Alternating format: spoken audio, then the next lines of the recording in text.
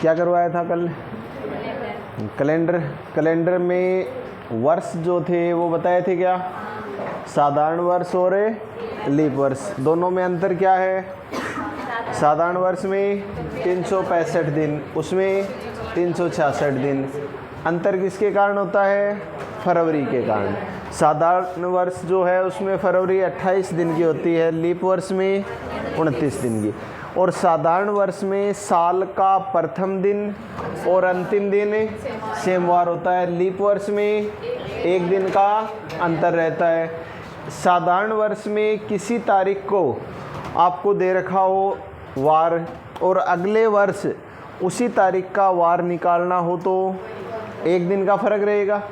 उसी प्रकार लीप वर्ष में देखना हो तो एक दिन का भी रह सकता है, 2 दिन का भी रह सकता है। ये कल समझा दिया था। उसके बाद लास्ट में ये बताया था कि शताब्दी किसे कहते हैं? 100 वर्षों का समूह जो होता है वो क्या कहलाता है? शताब्दी। शताब्दी वर्ष किसे कहेंगे? किसी भी शताब्दी का अंतिम वर्ष जो होता है वो क्या कहलाता है? शताब्दी वर्ष। यानी जिसके लास्ट में 2 जीरो आते हैं ना, वो उस शताब्दी का अंतिम वर्ष होता है और वो क्या कहलाता है? शताब्दी वर्ष। और शताब्दी वर्ष भी 2 प्रकार के होते हैं, साधारण शताब्दी वर्ष और लीप शताब्दी वर्ष। यानी जिस शताब्दी वर्ष में 400 का पूरा भाग जाता है वो तो कौन सा होगा? लीप शताब्दी वर्ष। और जिसमें 400 का पूरा भाग नहीं जाएगा वो क्या होगा? साधारण शताब्दी वर्ष। यानी साधारण शताब्दी वर्ष जो होता है वो, या उसमें फरवरी जो आती है वो कितने दिन की होती है? 28 दिन की होती है, 29 की नहीं होती है। और लास्ट में ये बात भी बताई थी क्या कि 2 लगातार लीप वर्षों में ज़्यादा से ज़्यादा कितने वर्षों का गैप हो सकता है? 8 वर्षों का। नॉर्मली कितना होता है? 4 वर्षों का। कम से कम तो 4, ज़्यादा से ज़्यादा 8 वर्षों का हो सकता है। लिखेंगे लगातार 400 वर्षों में, लगातार 400 वर्षों में कितने लीप वर्ष आते हैं? लगातार 400 वर्षों में कितने लीप वर्ष आते हैं?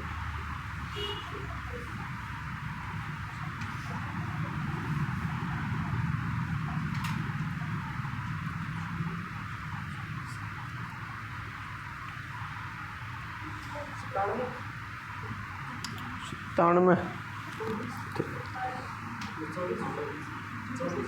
24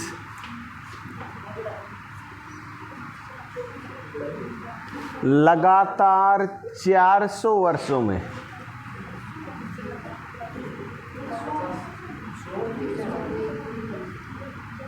कितने आएंगे? 97। तो मैंने गलत तो बताया क्या? ये बता। देखो करना क्या है, अगर हम वर्ष देखें यानी पहले से लेके 0 से लेके 100 तक के वर्ष देखें या 1 से लेके 100 तक के वर्ष देखें, इनमें लीप वर्ष हैं वो कितने आएंगे? कितने आएंगे ये बताओ। लास्ट वाला जो वर्ष है जिसके लास्ट में 00 आते हैं वो तो शताब्दी वर्ष होता है, उसको छोड़ दो। कितने वर्ष बचे? 99।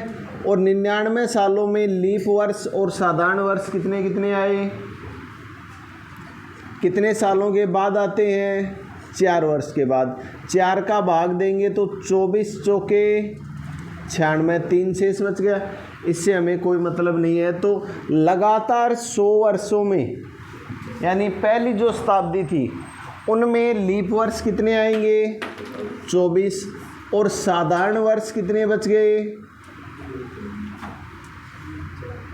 99 में से 24 घटाएंगे या 100 में से 24 घटा दो, 76। ठीक है। अब 76 क्यों बचे? क्योंकि जो 100वां साल होगा ना, जो शताब्दी वर्ष होगा इसमें हम किसका भाग दे के देखेंगे, 400 का भाग देंगे, ये लीप वर्ष नहीं आएगा, 400 का भाग पूरा पूरा नहीं जाएगा, इस कारण ये साधारण शताब्दी वर्ष होगा। अगर हम देखें 101 से 200 के बीच में टोटल साल 100 ही हुए। अब 100 वर्षों में 24 तो सीधे सीधे आने ही हैं। अब जो शताब्दी वर्ष है उसमें और देख लो, यानी 200वां जो साल होगा उसमें 400 का भाग देंगे, पूरा पूरा नहीं जाएगा, तो इसका मतलब कितने वर्ष आएंगे लीप, 24, 76 क्या बच गए, साधारण। इसके बाद हम देखें 201 से 300 के बीच में, यानी शताब्दी वर्ष कौन सा होगा, 300, इसमें भी 400 का भाग नहीं जाएगा, तो लीप वर्ष कितने आएंगे, 24, साधारण वर्ष कितने हो गए, 76। 301 से 400 के बीच में देखें तो 24 तो आने आने हैं। अब वो जो 400वां साल होगा ना, इसमें 400 का भाग पूरा पूरा चला जाएगा, तो ये कौन सा वर्ष होगा, लीप वर्ष होगा। तो यहाँ एक वर्ष एक्स्ट्रा आ जाएगा, यानी कितने वर्ष आएंगे, 25 वर्ष हैं, वो कौन से होंगे, लीप वर्ष, और 75 वर्ष कौन से होंगे, साधारण वर्ष। तो लगातार 400 वर्षों में कितने हुए, 24 चौके 96 और 1 97 लीप वर्ष आते हैं। कोई भी लगातार 400 वर्ष ले लो, कितने लीप वर्ष आएंगे, 97। अगर आपसे ये पूछ ले कि लगातार 100 वर्षों में कितने लीप वर्ष आते हैं, 24, लगातार 100 वर्षों में कितने होंगे, 24 भी हो सकते हैं, 25 भी हो सकते हैं। वो हमें ये देखना होगा कि वो वर्ष कहाँ से कहाँ तक हैं। जैसे 1 से 100 तक पूछ ले आपसे, 100 वर्ष ही हैं, कितने हुए, 24। 301 से 400 तक पूछ ले, वर्ष तो 100 ही हैं, कितने हुए, 25। अगर आपसे ये पूछा जाए लगातार 100 वर्षों में कितने लीप वर्ष आते हैं, तो 24 या 25। लगातार 400 वर्षों में पूछा जाए तो 97 लिख दो, क्योंकि लास्ट वाला जो वर्ष होगा वो कहलाता है शताब्दी वर्ष, और शताब्दी वर्ष जो होता है उसमें हम कितने का भाग देते हैं, 400 का। अगर लास्ट वर्ष में 400 का पूरा पूरा भाग जाता है तब तो वो लीप वर्ष होगा, 400 का भाग नहीं जाता तो वो होगा साधारण वर्ष।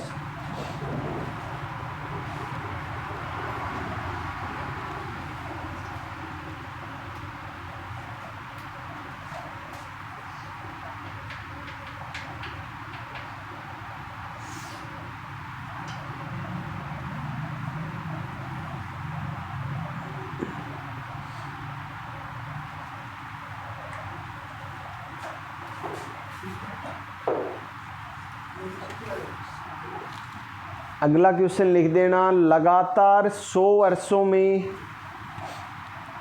कितने लीप वर्ष आते हैं, लगातार 100 वर्षों में कितने लीप वर्ष आते हैं, तो 24 या 25।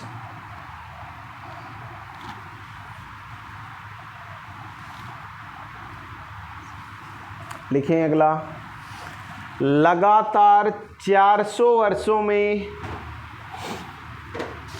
लगातार 400 वर्षों में 29 तारीख कितनी बार आती है। जिसका आंसर आ जाए वो हाथ ऊपर करे, बोलेगा नहीं। लगातार 400 वर्षों में 29 तारीख कितनी बार आती है।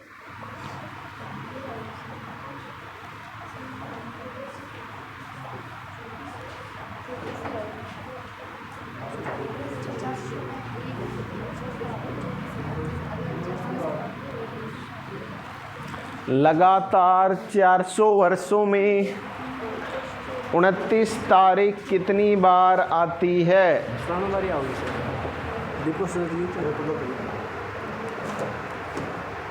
कितनी बार, 48 तो 100 में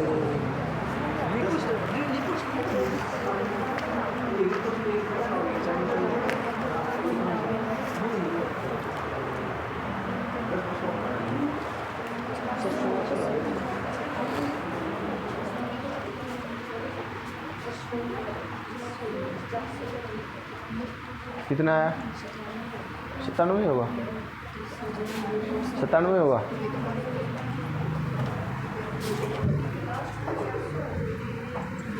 एक बात बताओ, मैंने क्वेश्चन क्या पूछा है? लगातार 400 वर्षों में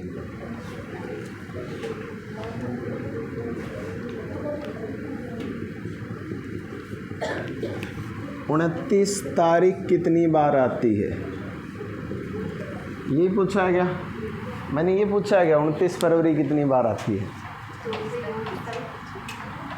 अरे ये पूछा है क्या 29 फरवरी है वो कितनी बार आती है? मैंने तो ये पूछा है 29 तारीख कितनी बार आती है? एक साल में 29 तारीख कितनी बार आती है? अगर लीप वर्ष है तो 12 बार, साधारण वर्ष है तो 11 बार, यानी हर साल 11 बार तो आनी है। तो 400 सालों में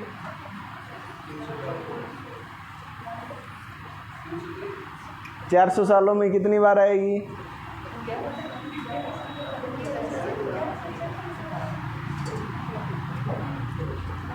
ये बताओ, एक साल में कितनी बार आती है? लीप वर्षों को हम छोड़ दे तो 11 बार, तो 400 सालों में 4400 बार तो आएगी ही आएगी। इनके अलावा एक्स्ट्रा किसमें आएगी? जो लीप वर्ष होंगे उनमें। यानी 400 सालों में लीप वर्ष कितने होते हैं? 97, तो 97 बार एक्स्ट्रा आएगी क्या? तो टोटल कितनी बार आएगी? 4497 बार आएगी 29 तारीख। अगर आपसे ये पूछा जाता कि लगातार 400 सालों में 29 फरवरी कितनी बार आती है, तो 97 सही होता। ये पूछा गया 29 तारीख कितनी बार आती है। 29 तारीख तो हर महीने में ही आती है, चाहे लीप वर्ष हो चाहे साधारण वर्ष हो, केवल फरवरी को छोड़कर। लीप वर्ष है तो आएगी, साधारण वर्ष है तो फरवरी में नहीं आएगी। यानी एक साल में 11 बार तो आती है। 400 सालों में 4400 बार हो गई, प्लस एक्स्ट्रा क्या होगी? जो फरवरी के कारण आती है, यानी लीप वर्ष के कारण आती है, तो 97 बार और एक्स्ट्रा हो जाएगी। तो टोटल कितनी बार है? 4497। अब तो बता दोगे ऋतु, बता दो 100 वर्षों में कितनी बार आती है? लगातार 100 वर्षों में 29 तारीख।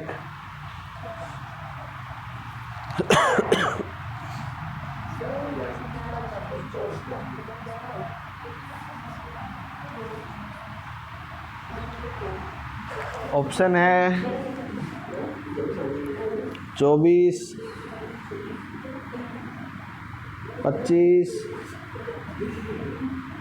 1124, 1125। लगातार 100 वर्षों में 29 फरवरी 24 या 25 बार आ सकती है ना। तो 100 वर्षों में 29 तारीख 1100 बार तो सीधी हो गई। अगर 24 बार आई है, यानी लीप वर्ष 24 आए हैं तो 1124, 25 आए हैं तो 1125, यानी 1124 या 1125 बार। अब तो अंतर पता लग गया।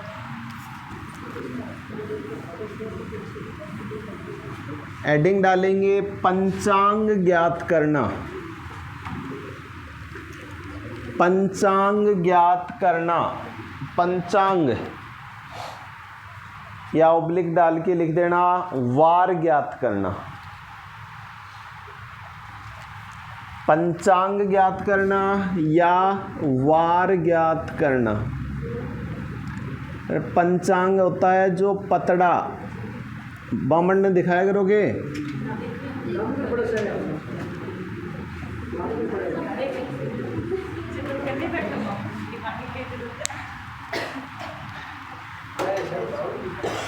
मैंने बता दिया।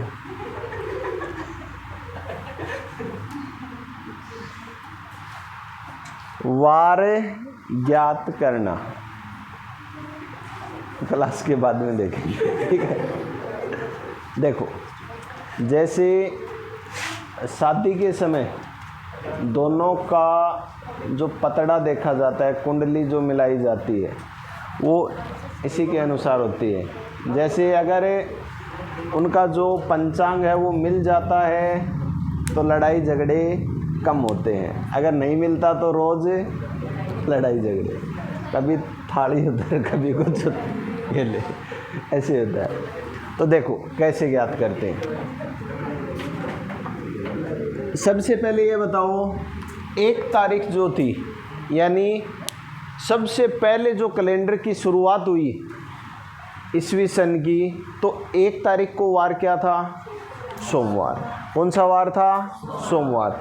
तो सबसे पहले हम देखेंगे, यहाँ वार निकालेंगे ना, तो वहाँ पर हम ये देखेंगे कि महीनों के कोड क्या क्या होते हैं।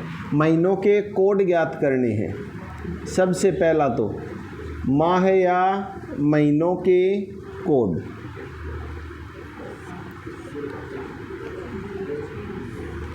याद है सभी के?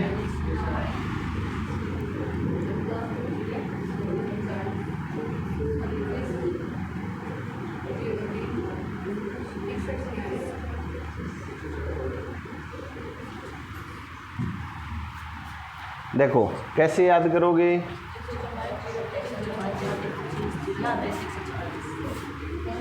दो दोस्त थे, सिम लाने के लिए गए।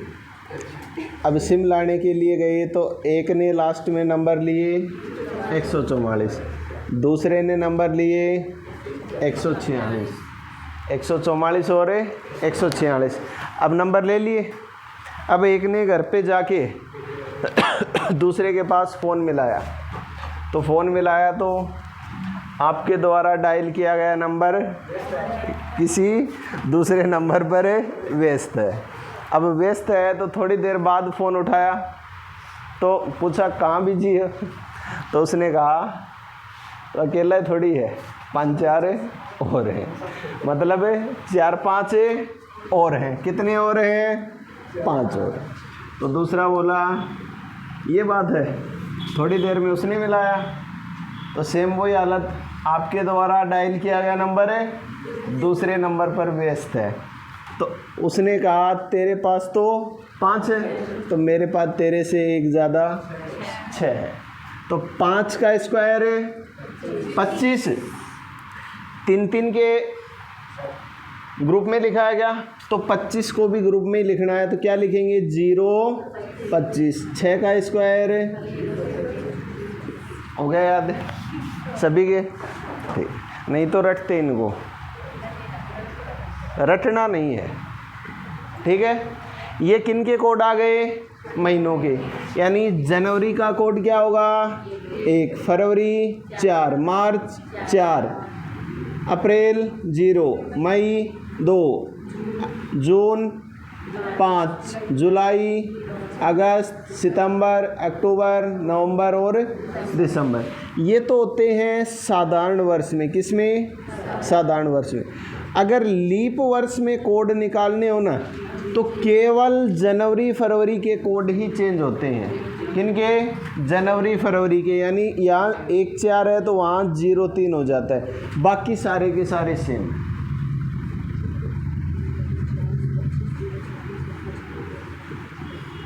याद हो जाएंगे? जनवरी और फरवरी, इन 2 महीनों के ही कोड चेंज होते हैं, यानी जनवरी फरवरी में 0-3 आ जाता है, बाकी सारे के सारे सेम होते हैं। अब यहाँ पर एक चीज़ आती है पंचांग निकालना, पंचांग ज्ञात करना या वार ज्ञात करना, यानी किन किन महीनों के, एक ही वर्ष में देखें तो किन किन महीनों में समान वार आता है। समान वार का मतलब ये है कि किन किन महीनों की पहली तारीख जो है उसको सेम वार होता है। तो एक तो हम देखेंगे साधारण वर्ष में,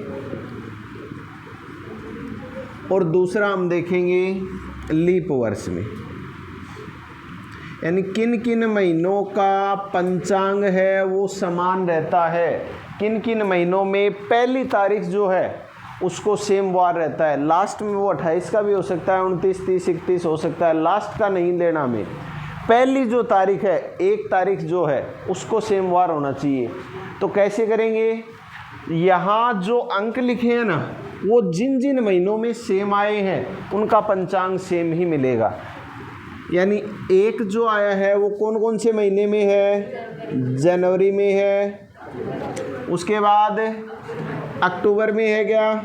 तो साधारण वर्ष में जनवरी और अक्टूबर का जो पंचांग होता है, 1 तारीख जो होती है जनवरी की और अक्टूबर की, उसको सेम वार होगा। दूसरा 4 जो आया वो किस में आया है, फरवरी, मार्च और नवंबर। यानी फरवरी, मार्च और नवंबर की 1 तारीख को सेम वार होगा। उसके बाद 0 अप्रैल, मई, जून, जुलाई। अप्रैल और जुलाई को पंचांग क्या रहेगा, सेम रहेगा। इसके बाद 5 है वो किसी में आया क्या, यानी मई का पंचांग किसी के बराबर नहीं है। मई में 2 आया है, 2 किसी के भी बराबर नहीं है। जून किसी के भी बराबर नहीं है। जुलाई आ गया। अगस्त का जो पंचांग आया है वो 3 आया क्या, किसी के बराबर है नहीं है। यानी मई, जून और जुलाई इनका पंचांग बराबर नहीं है। और लास्ट क्या बच गया, सितंबर और दिसंबर। तो सितंबर और दिसंबर का पंचांग सेम है। क्या हुआ, हाँ अगस्त, ठीक, जुलाई तो यहाँ ही गया, अगस्त, ठीक है। तो जनवरी का जो पंचांग है वो किसके बराबर है, अक्टूबर के। फरवरी, मार्च और नवंबर की 1 तारीख को सेम वार होगा। इसी प्रकार अप्रैल और जुलाई की 1 तारीख को सेम वार होगा। सितंबर और दिसंबर की 1 तारीख को सेम वार होगा। अगर आपसे ये पूछे साधारण वर्ष में किन महीनों का पंचांग सेम नहीं होता है या अलग अलग होता है, मई, जून और अगस्त का। अगर हम लीप वर्ष में बात करें तो देखो, सबसे पहले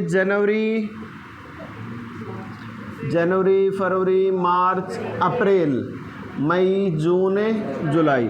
यानी जनवरी, अप्रैल और जुलाई का पंचांग सेम है। फरवरी का पंचांग मार्च, अप्रैल, मई, जून, जुलाई, अगस्त के बराबर है। उसके बाद मार्च का नवंबर के बराबर है और सितंबर का दिसंबर के बराबर है। कौन कौन से बच गए, जनवरी, फरवरी, मार्च, अप्रैल, एक तो मई बच गया, एक जून बच गया और एक क्या बचा, अक्टूबर। क्या बचा, अक्टूबर। तो इन 3 महीनों का पंचांग है वो बराबर नहीं होता है। आगे बात समझ में, तो हेडिंग डालेंगे पंचांग या वार ज्ञात करना। पंचांग या वार ज्ञात करना।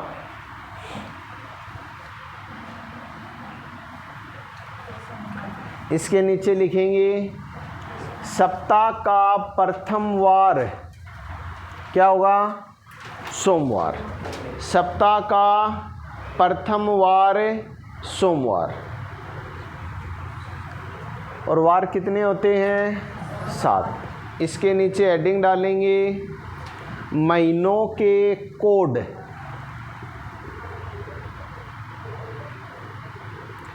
महीनों के कोड ये लिख दो। अगर ऐसे बॉक्स बनाना चाहो तो बॉक्स बना के भी लिख सकते हो। ऐसे बॉक्स में लिखो तो ऊपर लिख देना वर्ष, फिर साधारण वर्ष और लीप वर्ष। और अलग अलग बॉक्स बनाना चाहो तो बॉक्स बना सकते हो जनवरी से दिसंबर तक।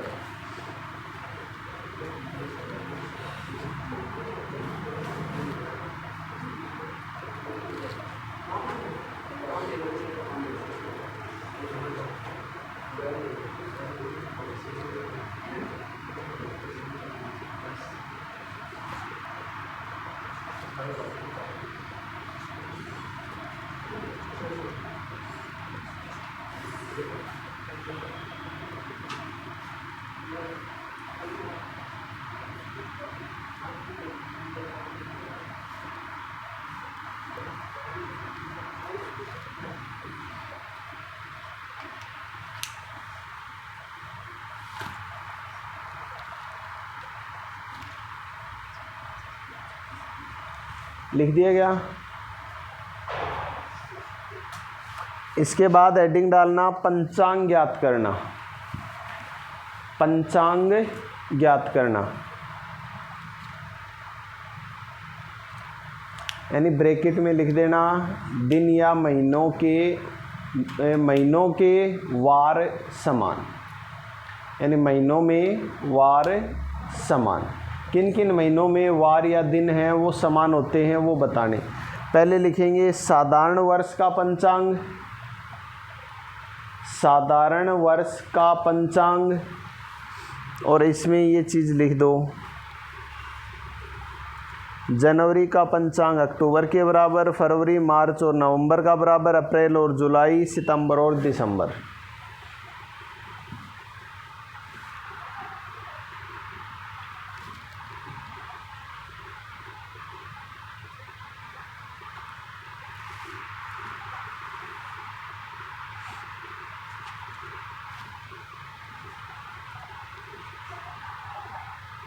बस ये तुलना करते जाओ, जैसे जनवरी में 1 आया है तो 1 दोबारा से कौन से महीने में आया है उनका पंचांग बराबर रहेगा। फरवरी में 4 आया है तो 4 कौन कौन से महीनों में आए हैं उनका पंचांग बराबर रहेगा। ऐसे अलग अलग अंक आए हैं तो उनका पंचांग बराबर नहीं रहेगा। अब सप्ताह में वार 7 ही होते हैं ना, और पंचांग का मतलब है सेम वार से शुरू होने वाले 1, 2, 3 और 4, 4 वार हो गए, और 3 अलग अलग हो गए, 5, 6, 7, टोटल 7 ही वार होते हैं। इसी प्रकार लीप वर्ष में 4 तो ये हो गए, 3 ये हो गए, टोटल 7। ठीक है।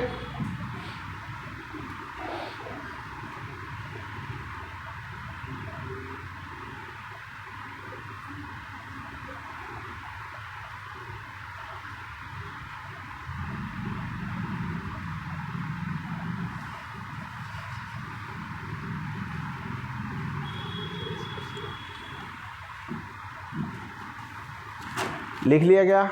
लीप वर्ष का पंचांग भी लिख दिया, कोड याद हो गए। इसके बाद हेडिंग डालो शताब्दी के कोड, शताब्दी के कोड।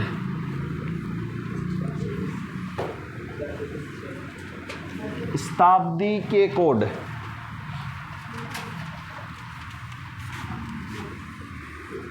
हमें करना क्या है, जो भी शताब्दी हो उसमें 400 का भाग देना है। कितने का?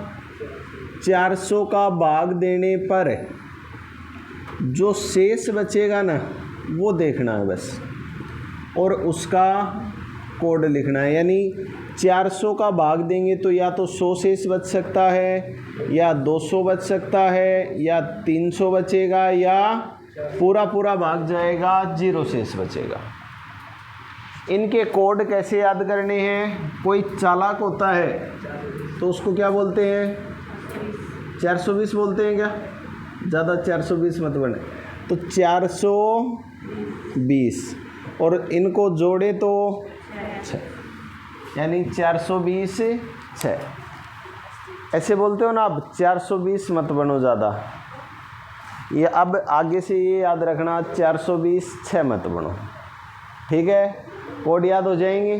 करना क्या है, शताब्दी में कितने का भाग देना है? 400 का, और 400 का भाग देने पर जो शेष बचे ना उसके अनुसार हमें कोड लिखने हैं। अगर 100 शेष बचे तो कोड क्या आएगा? 4, 200 बचे तो 2, 300 बचे तो 0, और पूरा भाग चला जाए तो 6। जैसे 1942 है। अब यहाँ शताब्दी कैसे निकालें? देखो, लास्ट के जो 2 अंक होते हैं ना, अंतिम जो 2 अंक होंगे वो तो दर्शाएंगे वर्ष को। किसको दर्शाएंगे? वर्ष को। तो वर्ष कौन सा होगा? 42। और जो शताब्दी होगी ना, जो वर्ष आए हैं उनकी जगह 0 0 कर दो, यानी लास्ट में डबल 0 लगा दो, वो क्या कहलाएगा? शताब्दी। आगे बात समझ में? यानी लास्ट के 2 अंकों को 0 बनाओ, उसमें 400 का भाग दो, फिर अगर पूरा भाग चला जाए तो शेष बचेगा 0, 100 बचेगा, 200 बचेगा, 300 बचेगा। ये 4 ही बच सकते हैं शेष, या तो पूरा पूरा भाग जाएगा, या 100 शेष बचेगा, या 200 बचेगा, या 300 बचेगा। याद हो जाएगा। अब वार जो निकालते हैं उसका जो फॉर्मूला है वो ये होता है निश्चित वार ज्ञात करने का।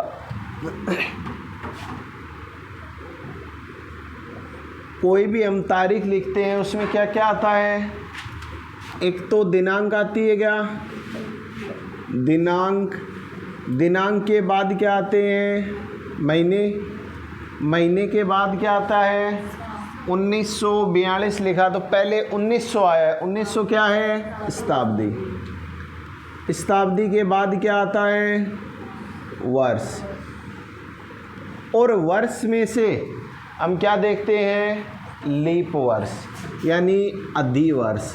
कल लिखवाया था क्या लीप वर्ष का दूसरा नाम अधिवर्ष। और इन सभी में भाग देना है कितने का, दिन कितने होते हैं 7। आगे बात समझ में। और 7 का भाग देने पर हमें देखना है शेष। क्या देखना है शेष। अगर शेष, अब 7 का भाग देंगे तो शेष या तो 1 बचेगा, या 2 बचेगा, या 3, या 4, या 5, या 6, या पूरा पूरा भाग जाएगा तो 0 बचेगा। अब यहाँ ध्यान रखना है थोड़ा सा, अगर शेष 1 बचता है तो वार क्या होगा रविवार। क्या होगा रविवार। 2 बचता है तो सोमवार, 3 बचता है तो मंगलवार, 4 बचे तो बुधवार, 5 बचता है तो गुरुवार, 6 बचे तो शुक्रवार, और अगर 0 बचता है तो शनिवार। ठीक है, यानी 7 का भाग देने पर शेष अगर 1 बचे तो क्या आएगा रविवार, उसके बाद 2 बचे तो सोमवार, ऐसे ही 6 तक बचते जाएंगे, और पूरा पूरा भाग चला जाए यानी शेष 0 बचे तो वार क्या होगा शनिवार। आगे बात समझ में। बस यही चीज़ याद रखनी है, निश्चित वार आ जाएगा। एक तो महीनों के कोड याद रखने हैं, दूसरा शताब्दी के कोड याद रखने हैं, तीसरा ये जो शेष बचेगा उसमें 1 तारीख को क्या वार होगा, 2 बचे तो क्या वार होगा, 3 बचे तो क्या वार होगा।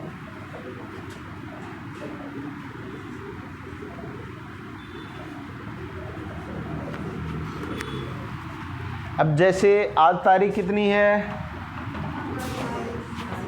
22 मार्च 2024। वार क्या है, क्या वार है शुक्रवार।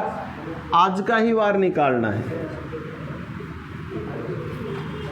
क्या करेंगे, सबसे पहले दिनांक प्लस माह है, कौन सा मार्च, मार्च का कोड लिखना है 4, प्लस शताब्दी 2024 है, लास्ट वालों को 0 बनाना है, यानी 2000 में 400 का भाग देंगे तो 0 बचेगा। क्या 0 बचा तो कोड कितना आएगा 6, प्लस वर्ष 24, अधिवर्ष, अधिवर्ष यानी लीप वर्ष। आपको करना क्या है, वर्ष में 4 का भाग देना है, जितनी बार भाग जाता है वो ही अधिवर्ष आ जाएगा। 24 में 4 का भाग देंगे, कितनी बार गया 6 बार, और कितने का भाग देना सभी में 7 का, 2 भाग। देखो यहीं पे अलग अलग भाग दे दिया करो, यानी 22 में 7 का भाग देंगे, 7 या 21, 1 बचा गया। इसी प्रकार 24 में 7 का भाग देंगे, क्या आएगा 7 या 21, कितना बचा 3 बचा। जोड़ना है क्या, जहाँ भी जोड़ 7 हो जाए उनको काट दो, 6 और 1 7 काट दो, 4 और 3 7, तो शेष कितना बचा 6 बचा गया। और 6 को वार क्या है शुक्रवार, आज शुक्रवार ही है, क्या निकाल सकते हो क्या वार, या सारों को जोड़ो फिर 7 का भाग दे दो। ठीक है, सारों को जोड़ेंगे फिर 7 का भाग देंगे तो थोड़ी सी कैलकुलेशन बढ़ जाएगी। कैलकुलेशन को कम करने के लिए जहाँ पर 7 योग हो जाए ना अपना, वहीं पे काट दो, या अगर बड़ी संख्या आई है तो उसमें 7 का भाग दो, जो शेष बचता है वो लिख लो। बता सकते हो? लिखेंगे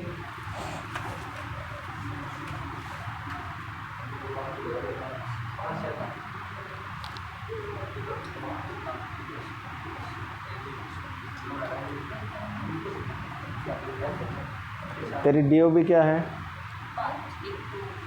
5 1 2000। 5 1 2000 को क्या वार था बताओ सारे के सारे, निकालो जल्दी से। 5 1 2000 को कौन सा वार था?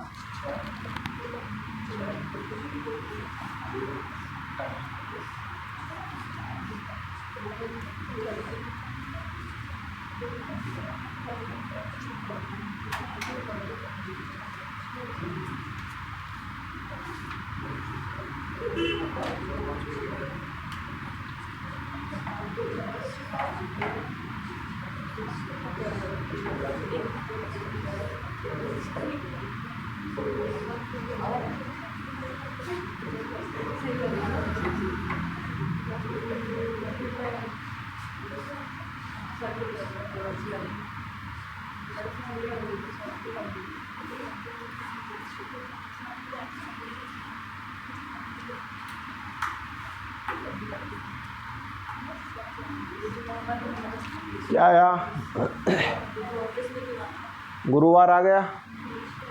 5 बचा गया शेष, और 5 शेष बचा है तो गुरुवार हो जाएगा।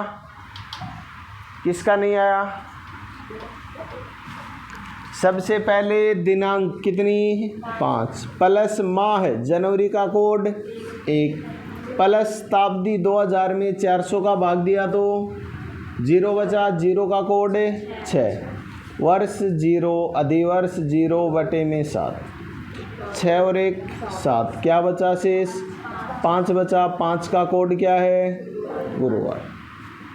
ठीक है, लिखेंगे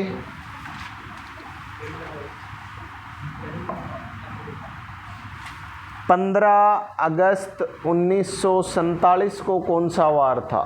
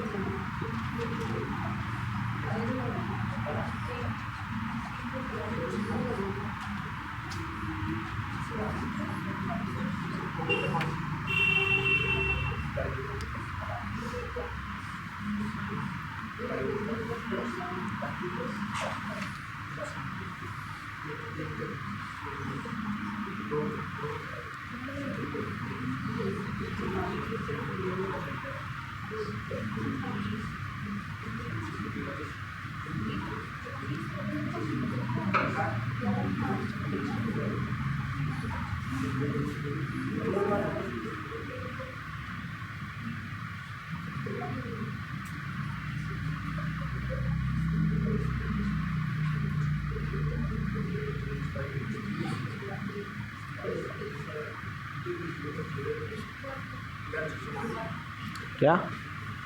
गुरुवार।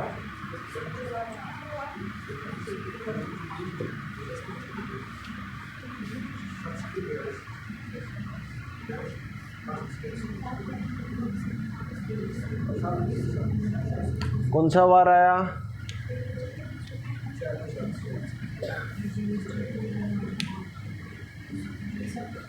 नेहा, शुक्रवार।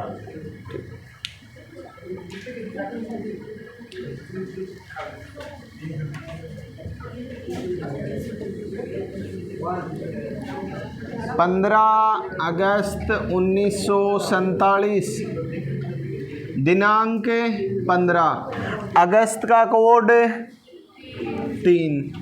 फिर 1900 में 400 का भाग देंगे, 300 बचा क्या, 300 का कोड 0, वर्ष 47। अधिवर्ष, वर्ष में 4 का भाग देना है, यानी 47 में आप 4 का भाग दोगे, 11 चौके 44, कितनी बार गया, 11 बार। अधिवर्ष 11 बटे में 7। अब देखो काट दो, 7 दूनी 14, कितना बचा 1, 7 छिके 42, कितना बचा 5, 7 एकम 7, कितना बचा 4।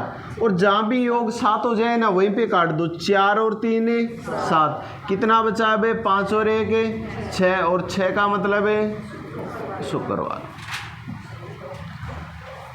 ठीक है, जो शेष बचता है ना वर्ष में 4 का भाग देने पर शेष बचा 3, वो नहीं लिखना है, कितनी बार भाग जाता है वो लिखना है। शेष जितना भी बचे उससे हमें कोई मतलब नहीं है। बताओ तो 26 जनवरी 1950 को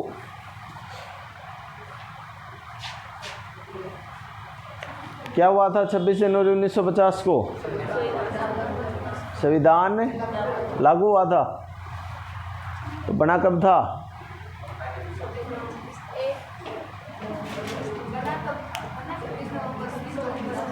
छब्बीस नवंबर 1949।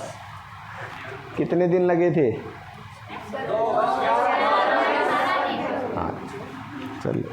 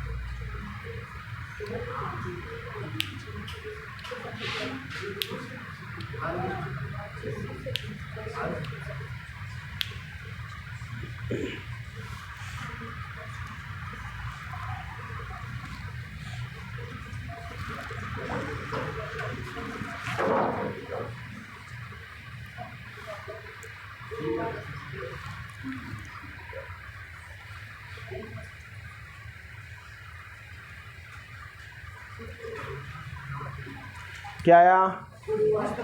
गुरुवार। 26 जनवरी 1950 को निकालना है।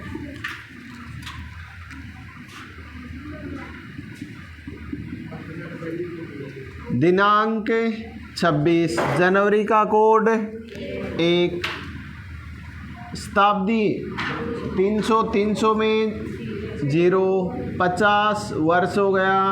अधिवर्ष 50 में 4 का भाग दिया, 12 चौके 48, भाग कितने का देना है? 7 का। 7 तिया 21, कितने बचे? 5। 7 7 49, कितने बचे? 1। 7 एकम 7, कितने बचे? 5। 5 6 7, तो शेष कितना बचा? 5, और 5 का मतलब है गुरुवार।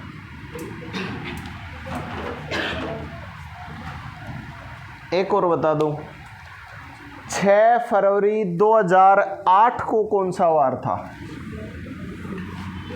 6 फरवरी 2008 को कौन सा वार था? 6 फरवरी 2008 को कौन सा वार था?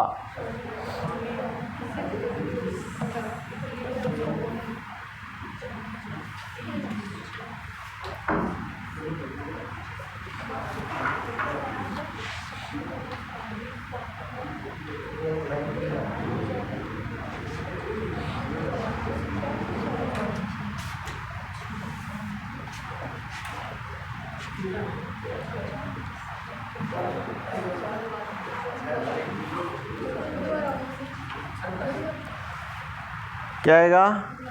बुधवार। देखो जल्दी से क्या आएगा, बुधवार ही आएगा, देखेंगे।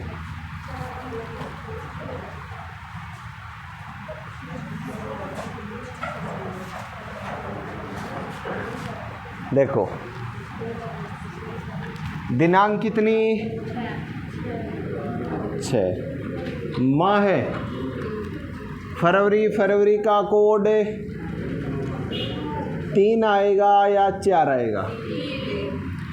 यहाँ एक चीज़ ध्यान रखनी है, ये जो वर्ष दे रखा है वो लीप वर्ष है या साधारण वर्ष है, ठीक है। तो 2008, 8 में 4 का भाग जाता है ना, लीप वर्ष है तो कितना आएगा? 3। फिर शताब्दी 2000 में भाग देंगे 0, 0 का कोड 6, वर्ष 8, अधिवर्ष 4 दूनी 8 और बटे में 7, 8 और 6 14, 7 का भाग चला जाएगा। 6 और 3 9, 9 और 2 11, 11 में 7 का भाग देंगे तो क्या बचेगा शेष? 4, 4 का मतलब है बुधवार। हो जाएगा, कर लोगे। अगली क्लास में करेंगे जब 2 वार दे रखे हो ना, 2 दिनांक दे रखी हो, उनमें वार ज्ञात करना। यानी आपको कहेगा यदि 15 फरवरी 2020 को ये वार था तो 20 जनवरी 2028 को कौन सा वार होगा। यानी एक वार आपको दिया जाएगा, दूसरा वार पूछेगा, एक दिनांक को दे देगा, दूसरी को पूछेगा, और या तो सेम वार दे देगा आपको। जैसे आपको कह देगा यदि 6 फरवरी 2008 को बुधवार था तो 15 मार्च 2025 को कौन सा वार होगा। तो सबसे पहले हमें पहला निकालना है, फिर दूसरा निकालना है, यानी दोनों दिनांकों को वार ज्ञात करने हैं। अगर हमें जो दिया गया है वो का वो वार सही में आ रहा है, एक्चुअल में भी उस दिन वही वार है, तो दूसरी जो तारीख देगा उस दिन जो वार आएगा वो अपना उत्तर हो जाएगा। या जैसे आपको कह दे यदि 6 फरवरी 2008 को गुरुवार हो तो 15 अगस्त 2015 को कौन सा वार होगा। तो पहले हमें इसका निकालेंगे, फिर इसको निकालेंगे। अब हमने निकाला 6 फरवरी 2008 को, तो क्या आया है? बुधवार, लेकिन पर्सन में क्या कह रहा है? गुरुवार, यानी एक वार बाद का बताया गया। तो 15 अगस्त 2015 को जो वार आएगा, एक्चुअल में जो वार होगा उससे एक दिन बाद वाला जो वार होगा वो अपना उत्तर होगा। यानी पर्सन में एक दिन पहले का, एक दिन बाद का, 2 दिन पहले 2 दिन बाद जो चेंज कर रखा है वो का वो चेंज दूसरी जो दिनांक देगा उसमें करना है। ये करेंगे अगली क्लास में।